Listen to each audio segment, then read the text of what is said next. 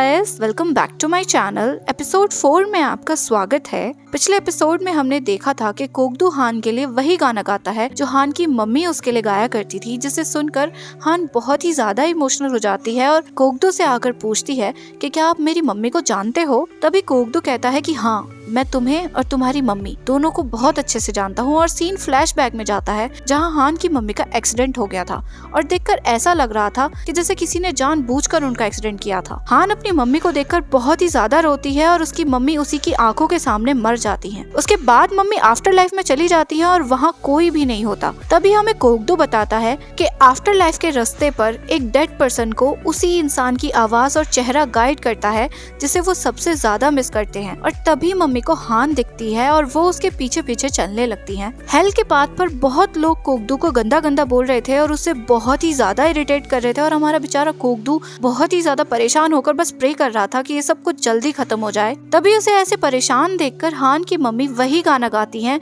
जिसे सुनकर कोगदू बहुत रिलैक्स फील करता है। मम्मी को कोगदू में हान दिखती है तो वो उसे बहुत प्यार से हग कर लेती हैं। तो कोगदू उनसे कहता है कि मैंने हमेशा मरे हुए लोगों को गाइड किया है, लेकिन आज पहली बार मुझे किसी मरे हुए इंसान से गिफ्ट मिला है। तो ये बात सुनकर मम्मी को यकीन नहीं होता कि वो मर चुकी हैं। तो कोगदू कहता है कि अब तुमने मुझे गिफ्ट दिया है तो मुझे भी तुम्हें कुछ देना चाहिए। मांगो, तुम्हें क्या चाहिए? क्या मैं तुम्हारी आफ्टर लाइफ के रोड को फ्लावर से भर दूं या मैं तुम्हारी बार बार जन्म लेने वाली ह्यूमन साइकिल को खत्म कर दूं? तुम हवा की तरह भी जी सकती हो, तो बताओ तुम्हें क्या चाहिए। तो मम्मी कहती है कि क्या मैं खुद के लिए ना मांग कर अपनी बेटी के लिए कुछ मांग सकती हूँ? मैं चाहती हूँ कि आप जब भी मेरी बेटी से मिलो, वो जब भी आपसे कुछ भी मांगे प्लीज उसे दे देना। तो कोगदू कहता है कि जब तुम्हारी बेटी मुझसे मिलेगी तो वो जिंदा नहीं होगी। तो मम्मी कहती है कि चाहे वो उसकी आफ्टर लाइफ हो या करंट लाइफ, मैं चाहती हूँ कि मेरी बेटी की लाइफ में एक बार तो कोई ऐसा हो जो उसके लिए वो सब कुछ करे जैसे मैं करती थी। तो कोगदू प्रॉमिस कर देता है और कहता है कि मैं जब भी उससे मिलूंगा वो मुझसे जो भी मांगेगी मैं उसे जरूर दूंगा। तो मम्मी कहती है कि आप सच बोल रहे हो, आप सच में करोगे?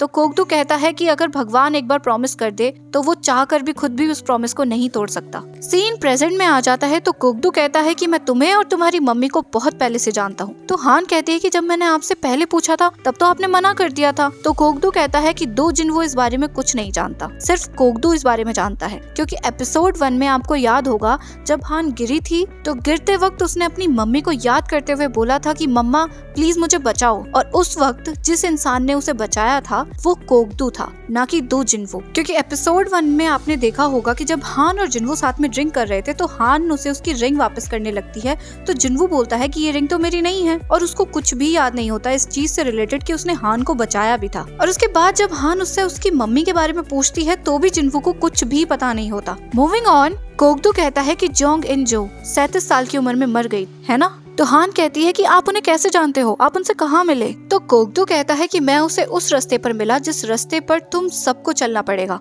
तो हान कहती है रास्ते पर? ओ, आप जब छोटे होगे तो बीमार पड़ गए होगे और हर्ट होगे, तभी आप मेरी मम्मी से मिले होगे ना, क्योंकि मेरी मम्मी नर्स थी। तो कोगदू कहता है कि हाँ, ये तो सच है कि मैं उससे तभी मिला था जब मैं बहुत ज्यादा तकलीफ में था और उस रास्ते पर मुझे हमेशा से ही तकलीफ मिलती है। जिन इंसानों की लाइफ का एंड बहुत ही शर्मनाक होता है वो अपना सारा गुस्सा, सारा दुख मुझ पर निकालते हैं, इसलिए मुझे उन लोगों से बहुत तकलीफ होती है। लेकिन तुम्हारी मम्मी अलग थी, उसके पास कहने के लिए तो बहुत कुछ था पर वो सिर्फ गाना गा रही थी। तो हान हंसकर कहती है कि कोगदू आप कितने क्राई बेबी हो गए ना। तो कोगदू कहता है क्राई बेबी, तुम्हें पता भी है कितना दर्द होता है? तो हान कहती है हाँ, बच्चे ऐसे ही करते हैं, मैं भी ऐसी ही थी, मैं भी बहुत रोती थी और चुप ही नहीं होती थी।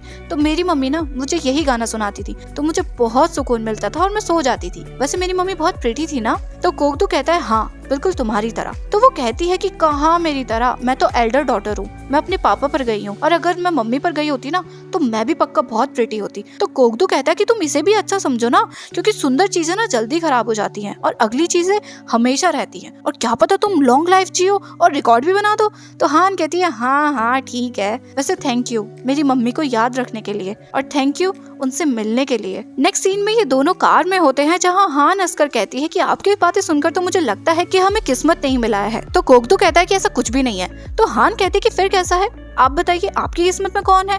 तो कोगदू कहता है सेओल। तो हान कहती है ओ सेओल, आपकी सेवियर मिली नहीं क्या अभी तक? तो कोगदू उसकी तरफ देखकर कहता है हाँ, मिल तो गई है, क्योंकि एक ही इंसान है जो मुझे अपने इशारों पर नचा सकती है। तो हान कहती है अच्छा, पर आपने तो कहा था कि आपको उसका फेस भी याद नहीं है, अगर वो मैं नहीं हुई तो कोगदू कहता है चलो चेक करते हैं। तो हान कहती है कैसे? तो वो कहता है चलो किस करते हैं। तो हान शॉक रह जाती है और बहुत ही ज्यादा ब्लश करने लगती है। तभी 9:09 हो जाते हैं, यानी कोगदू का किसी इंसान को मारने का टाइम हो जाता है और हान की कार में एक काला साया एंटर करने लगता है। कोगदू को वही आवाजें सुनाई देने लग जाती है और वो बहुत ही ज्यादा परेशान होकर हान से कहता है कि गाड़ी रोको, मैंने कहा जल्दी से जल्दी गाड़ी रोको। तो हान की गाड़ी का बैलेंस बिगड़ जाता है और उसकी गाड़ी से किसी का एक्सीडेंट हो जाता है। हान डर कर बाहर आकर चेक करती है, पर इतने में ही वो इंसान वहाँ से गायब हो जाता है। तो वो तुरंत पुलिस को फोन करके एक्सीडेंट के बारे में बता देती है। फिर वो गाड़ी में आकर भी चेक करती है, पर जैसे ही वो अंदर देखती है तब तक कोगदू वहाँ से गायब हो जाता है। नेक्स्ट सीन में हम कुछ गैंगस्टर्स को देखते हैं जो एक आदमी को मार रहे थे। उनका लीडर उस आदमी से कहता है कि तेरी हिम्मत कैसे हुई पुलिस को मेरे बारे में बताने की। तो वो आदमी कहता है कि पुलिस किसी भी वक्त यहाँ आती होगी। तो वो लीडर कहता है कि जब तक पुलिस यहाँ आएगी तब तक मैं यहाँ से बहुत दूर जा चुका होऊंगा। और उस आदमी के पेट में चाकू मारने वाला होता है, पर तभी वहाँ पर कोगदू आ जाता है और उसे रोक लेता है। ये लोग उस पर अटैक करने की कोशिश तो बहुत करते हैं, पर कोगदू एक एक करके सबको एक दूसरे के हाथों से ही मरवा देता है और बाद में लीडर को अपने हाथों से मार देता है। उसे मारने के बाद कोगदू के हाथ में खून लग जाता है और वो बहुत बुरी तरह रोने लगता है और भगवान से कहता है कि अगर आपको इन्हें मारना ही है तो अपने हाथों से मारो ना, या मुझे मार दो। नेक्स्ट सीन में कोगदू ड्रिंक कर रहा था और उसने सारी एक्सपेंसिव वाइन्स की बोतल को हवा में उड़ा रखा था। तभी वहाँ पर ऑक्शन का ऑक्शन आते हैं। तो ऑक्शन अपनी एक्सपेंसिव वाइन्स को ऐसे देखकर बहुत ही ज्यादा इरिटेट हो जाता है और कोगदू से कहता है कि प्लीज ऐसा मत करना, प्लीज इन्हें मत तोड़ना, ये बहुत ही ज्यादा महंगी है, प्लीज मत तोड़ना।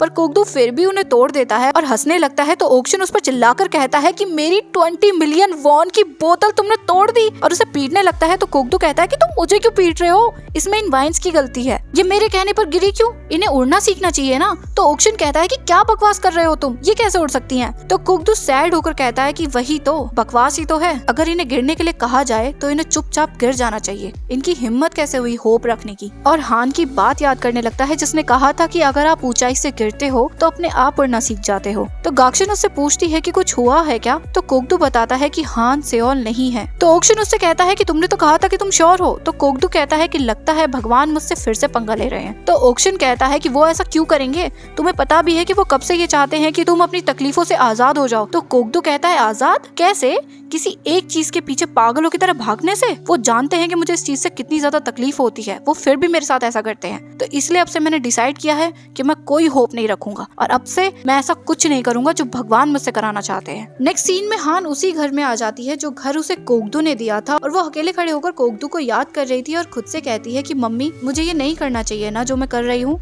मुझे ऐसी चीजें लेने की आदत नहीं डालनी चाहिए, पर मैं क्या करूं, मैं चाहती हूं कि वो मुझे बच्चों की तरह बिगाड़े। तभी उसकी डोरबेल बजती है तो उसे लगता है कि कोगदू है, तो वो बहुत खुशी से दरवाजा खोलने जाती है, पर वहाँ पे वही आंटी होती है। नेक्स्ट मॉर्निंग हान अपनी स्कूटी से कहीं जा रही थी और इधर कोगदू 10 बजे तक बड़ी आराम से सो रहा था। तभी हान उसे कॉल करती है और कहती है कि कोगदू आप अब तक सो रहे हो, उठ जाओ।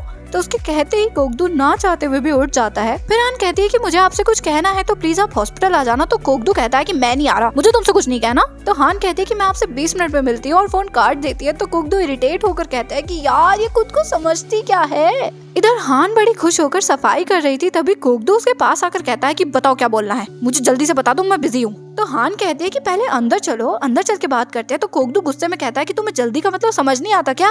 लेकिन फिर भी ना चाहते हुए भी वो अपने आप ही अंदर जाने लगता है और जाते जाते भी बोलता है कि मैं अंदर जाना नहीं चाहता, बाहर ही बात कर सकते हैं ना, तुम समझती क्यों नहीं हो, स्कूल में कोरिया नहीं सीखी क्या। और अंदर चला जाता है। हान बड़ी हंसकर कहती है कि ये मेरी सारी बातें सुनते हैं। हान अंदर आकर कहती है कि आपने मुझे ऐसे अकेला क्यों छोड़ दिया था कल रात में, अगर मेरे साथ कुछ हो जाता तो कोगदू कहता है कि अगर तुम उस टाइम मेरे साथ होती ना तो सच में तुम्हारे साथ कुछ हो जाता, तुम्हें पता भी है उस टाइम कंट्रोल करना कितना मुश्किल हो जाता है मेरे लिए, तुम्हें तो खुश होना चाहिए। तो हान उसे बड़ी अजीब वे में देखने लगती है और उससे कहती है क्यों, क्या हो जाता, क्या कंट्रोल करने की कोशिश कर रहे थे आप। तो कोगदू उसे डांट कर कहता कि तुम ये मुझे इतनी गंदी नजरों से मत देखो। तो हान कहती है हद हो गई, आपको मुझे परेशान करने में कुछ ज्यादा मजा आता है क्या। तो कोगदू कहता है कि कोई मजा नहीं आता, मैंने तुमसे कहा था जल्दी बता दो, पर तुम मेरी सुनती कहाँ हो, तुम हमेशा चीजों को इतना खींचती क्यों रहती हो, तुम्हें पता नहीं है क्या कि तुम जितना चीजों को खींचोगी तुम्हारी लाइफ उतनी छोटी पड़ जाएगी। तो हान कहती है कि ये तो मुझे नहीं पता, पर मुझे इतना पता है कि मैं कम से कम 10 साल तो जीने वाली हूँ, क्योंकि मैं 10 साल का हॉस्पिटल का रेंट पे करने वाली हूँ। तो कोगदू कहता है क्या मतलब। तो वो उसे 100 मिलियन वॉन का चेक दिखाती है जो उसे कल रात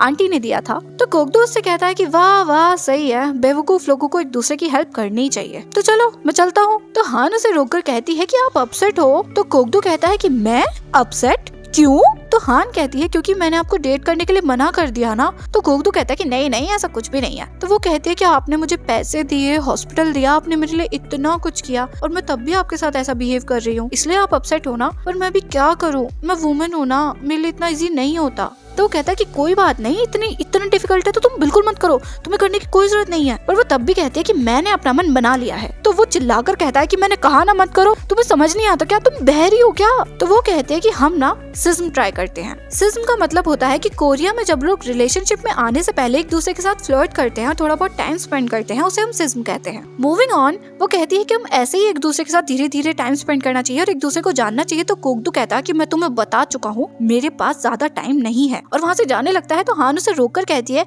कि अब हम सिज्म हैं तो आप मेरी एक हेल्प करोगे प्लीज, मुझे ना बहुत सारे काम है और मुझे बाहर जाना है और मैं हॉस्पिटल को ऐसे अकेला भी नहीं छोड़ सकती, तो आप प्लीज मेरे हॉस्पिटल की निगरानी रखोगे। तो कोगदू मान जाता है। रात में वो वापस आती है तो कोगदू उससे बिना कुछ कहे चला जाता है। नेक्स्ट डे भी वो उसे बुला लेती है और अपना विजिटिंग कार्ड देती है और उसके बाद वो उसे अपने साथ स्कूटी पर ले जाती है, जिससे कोगदू बहुत ही ज्यादा परेशान हो जाता है और वो उससे कहती है कि एक पेशेंट हमारा इंतजार कर रहा है। तो वो कहता है कि पर मैं तुम्हारे साथ क्यों जाऊँ। तो वो कहती है क्योंकि मेरे पास अभी नर्स नहीं है ना, इसलिए। तो इतने मुझे नर्स नहीं मिल जाती, इतने आप मेरे हेल्पर बन जाओ। तो कोगदू बहुत जोर से चिल्लाता है हेल्पर, और इसी मोमेंट पे हमारा ये एपिसोड यहीं खत्म हो जाता है। इस एपिसोड की आगे की स्टोरी मैं आपको इस एपिसोड के नेक्स्ट पार्ट में एक्सप्लेन करूंगी। तो मिलते हैं पार्ट 2 में। तो इतने आपको वीडियो पसंद आई हो तो वीडियो को लाइक कर दीजिएगा, कमेंट कर दीजिएगा और अपने दोस्तों के साथ शेयर करना बिल्कुल भी मत भूलिएगा। मिलते हैं नेक्स्ट वीडियो में, तब तक के लिए बाय गाइस।